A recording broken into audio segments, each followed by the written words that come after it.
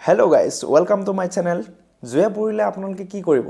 তাৰ বিষয়ে জানিবলৈ এই ভিডিওটো চাওক বলক ষ্টাৰ্ট কৰো ঘৰতটো সৰু কাম কৰিলে জুয়ে পুৰাৰ সম্ভাৱনা বহুত থাকে বিশেষকৈ পাকঘৰত যদি পানী গৰম কৰি থাকো ভাত বনাই থাকো বা আপোনাৰ সবজি বনাই থাকো তেতিয়া হলে জুয়ে পুৰাৰ চান্সটো বেছি হৈ যায় বিশেষকৈ আমাৰ মহিলাসকলৰ কাৰণে অকল মহিলাসকলেই নহয় পুৰুষসকলেও হেতু হ'ব পাৰে তো এতিয়া জুয়ে পুৰিলে প্ৰথমতে কি কৰিব লাগে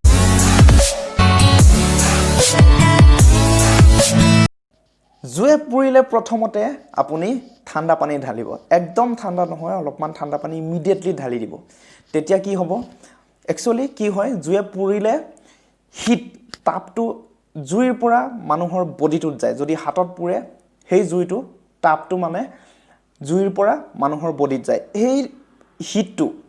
নৰমাল কৰিবলৈ কি কৰিবলৈ পানী ঢালিলে পানীটো যেটো ঠাণ্ডা লগালক ষ্টেবিলাইজ কৰিলে সো পানী ঢালিলে আৰু কি হয় এই অংশত শৰীৰৰ এইটো অংশত এটা মাছ সেল বুলি এটা সেল থাকে তো পানী নাঢালিলে কি হয় জুই যদি পৰে মানুহৰ অংশত যদি হাতত পুৰিছে তেনেহলে মাছ সেলটো কি হ'ব হিষ্টামিন বুলি এটা বস্তু ৰিলিজ কৰি দিয়ে হেকাৰণে হাতটো ফুলি যায় ঠিক আছে তো যদি আমি পানীটো ঢালি দিওঁ তাৰ ওপৰত তেনেহলে কি হ'ব মাছ সেলটো ষ্টেবল হৈ যাব ষ্টেবল হৈ গলে কি হ'ব হিষ্টামিন ৰিলিজে নহব নুফুলিব গতিকে আমাৰ কাৰণে ভাল হেকাৰণে জুয়ে পুৰিলে তৎক্ষণাত আপুনি পানী ঢালি দিব কিন্তু এটা কথা গাইস একদম ঠাণ্ডা পুৰা আইস কোল্ড ওয়াটাৰ নাঢালিব জাস্ট ঠাণ্ডা পানী যদি আপুনি পুৰা ঠাণ্ডা পানী ঢালি দিছে তেনেহলে এটো চিকিৎসা বিজ্ঞানে হেতু কৰিবলৈ হাক দিছে মানা কৰিছে ঠিক আছে আৰু জুয়ে পুৰাৰ লগে লগে যদি হাতত পুৰিছে তেনেহলে হাতত আপোনাৰ যদি খাৰু আছে আঙঠি আছে খুলি পেলাব লাগিব তৎক্ষণাত যিমান পাৰে হিমান আৰু কাপোৰ পিন্ধি আছে আপোনাৰ ইয়াতে পুৰিলে কাপোৰ লাগি আছে কাপোৰটো জলদি খুলিব লাগিব নহলে কি হ'ব নহলে দিগদাৰ হৈ যাব ৰিং যদি থাকে তেনেহলে কি হ'ব যদি আঙঠি থাকে ফুলি যাব ন পাছত খুলিব নোৱাৰা হৈ যাব বিষ হ'বগে কাৰণ যিমান পাৰে হিমান ফুলাৰ আগতে একচুয়ালি পুৰাৰ লগে লগে ফুলিয়ে যায় কিন্তু মানে কি হয় জলদি যিমান পাৰে হিমান সোনকালে খুলি দিব লাগে তেতিয়া কি হয় সোনকালে ভাল হৈ যাব কমপ্লিকেশন নহব বা খুলিবলৈ দিগদাৰ নহব তো এটো কথা তাৰ পাছত আপোনালোকে ঘৰত কিনি থব লাগিব প্ৰতিটো পাকঘৰত একচুয়ালি প্ৰতিটো পাকঘৰত এই মেডিসিনটো দৰকাৰ হয় সক সিলভাৰ সালফা ডায়াজিন এটো ফাৰ্মাসিত আপুনি সিলভাৰ বুলি কলে বা কিছুমানে বাৰ্নল কোম্পানীটো বহুত পপুলাৰ হয় বাৰ্নল বুলি কয় বাৰ্নল কিনি থব পাৰে সিলভাৰ সালফাডাইজিনে থাকে তাত সিলভাৰ সালফাডাইজিনটো লগাব লাগিব যত পুৰিছে তাত কেদিনমান লগাই থাকিলে সৰু হুৰা জুয়ে পুৰা ঘা সোনকালে শুকাই যায় হেইকাৰণে প্ৰতিটো পাকঘৰত সিলভাৰ সালফাডাইজিন থাকে আৰু চৰকাৰী হস্পিটেলত ফ্ৰী কেও পায় আপুনি যদি চৰকাৰী হস্পিটেলত যায় সিলভাৰ সালফাডাইজিন লাগে বুলি কয় তেনেহলে আপোনাক নিশ্চয় দি দিব প্ৰতিখন ঘৰতে প্ৰতিটো পাকঘৰতে সিলভাৰ সালফাডাইজিন ৰখাটো ভাল মেডিসিনটো ভালকে শুনো সিলভাৰ সালফাডাইজিন হেই মেডিসিনটো থাকিলে মলমটো থাকিলে কি হয় আপুনি পাকঘৰৰ ওচৰতে থৈ দিলে কেতিয়াবা অলপমান পুৰিলে লগাই দিব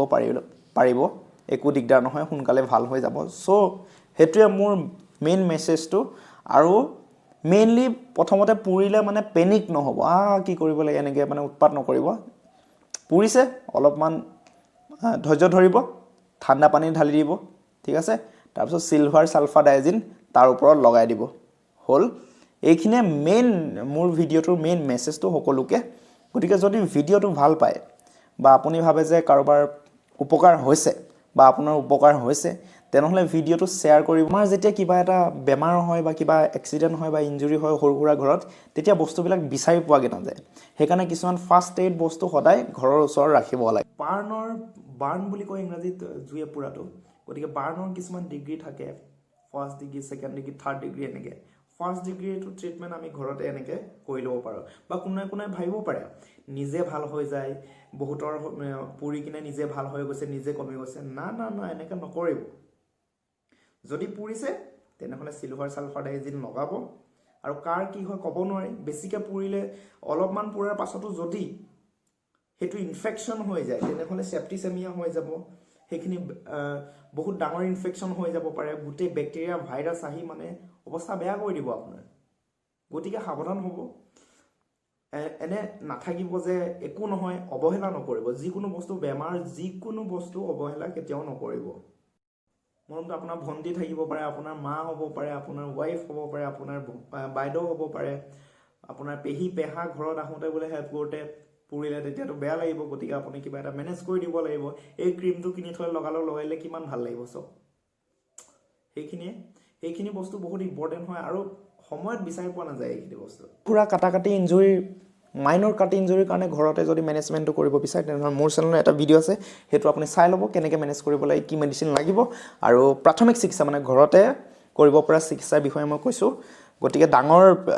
চিকিৎসাৰ বিষয়ে কোৱা নাই আৰু যদি ডাঙৰ বেছিকৈ পুৰে তেতিয়াহ'লে কি কৰিব আপুনি ডক্টৰৰ ওচৰত যাবই লাগিব ন সেইটো কি ক'বলগীয়া ডক্টৰৰ ওচৰত নগ'লে কিন্তু দিগদাৰ নোযোৱাকৈ নাথাকিব ডক্টৰৰ ওচৰত যাবই যোনসকল মানুহ জানে সেইসকলক কোৱা নাই যোনসকলে নাজানে সেইসকলক কৈছোঁ প্লিজ ষ্টে ছেফ আৰু যদি মোৰ চেনেলত কোনো নতুন আহিছে তেনেহ'লে bell icon subscribe like comment share কৰিব